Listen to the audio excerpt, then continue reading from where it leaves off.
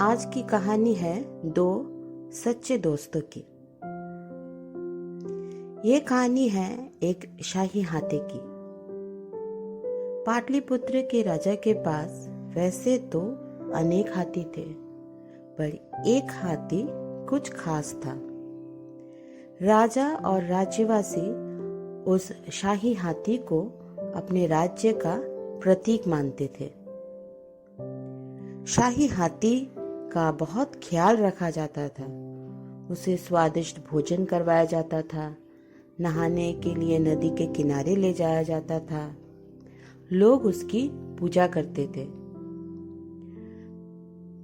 लोगों का तो ये मानना था कि अगर वो शाही हाथी को देख ले तो उनका दिन खुशी खुशी गुजरेगा। एक दिन एक छोटा सा पिल्ला न जाने कहां से छुप छुपा कर शाही हाथी के बाड़े में घुस गया। शाही हाथी ने पिल्ले के साथ बहुत अच्छा व्यवहार किया। उसने उसे शाही भोजन से खाना खाने के लिए दिया। शाही हाथी उस पिल्ले के साथ बहुत खेला। दोनों ने एक दूसरे के साथ बहुत अच्छा समय व्यतीत किया। उस दिन के बाद से प्राय दिन पिल्ला छुप छुपाकर शाही हाथी के बाड़े में आता था। थोड़े ही दिनों में दोनों अच्छे मित्र बन गए। गांव के एक लड़के को पिल्ला बहुत पसंद आ गया, तो उसने उस पिल्ले को अपने घर ले गया और उसे पालने लगा। इधर शाही हाथी बेसब्री से पिल्ले के आने का इंतजार कर रहा था।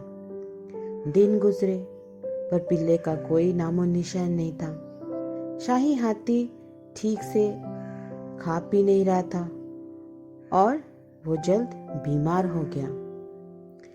राजा को हाथी के स्वास्थ्य की बहुत चिंता थी। उन्होंने पशु चिकित्सक को हाथी की चिकित्सा के लिए कहा। पशु चिकित्सक ने हर तरह का दवा और नुस्खे आजमाए, पर हाथी के स्वास्थ्य में कोई उन्नति नहीं हुई। हाथी बहुत दुखी था। उसने एक तरह से खाना पीना छोड़ दिया था। राजा बहुत चिंतित थे। उन्होंने अपने मंत्री को बुलाया और अपनी चिंता व्यक्त की। मंत्री ने राजा से कहा, महाराज, आप चिंता ना करें, मैं देखता हूं आखिर माजरा क्या है। मंत्री ने शाही हाथी के देखरेख करने वाले सेवकों से बात की। उन सभी ने उस पिल्ले की बात बताई जो चुप छुपाकर हाथी से मिलने आता था और वो कैसे एक दूसरे के साथ मजे करते थे, खेलते थे। मंत्री को हाथी की बीमारी का कारण समझने में ज्यादा देर न लगी।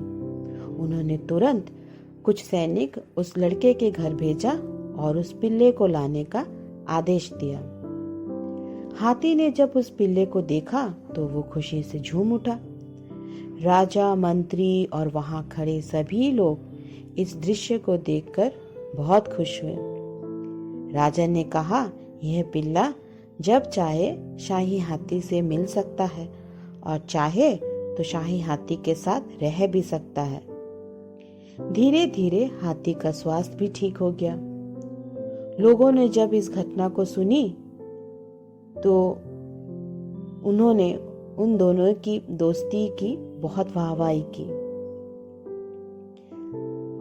तो बच्चों, इस कहानी से हमने क्या सीखा? हमने सीखा कि सच्ची दोस्ती दवा से भी ज्यादा ताकतवर होती है। कहानी यहीं खत्म होती है। बाय।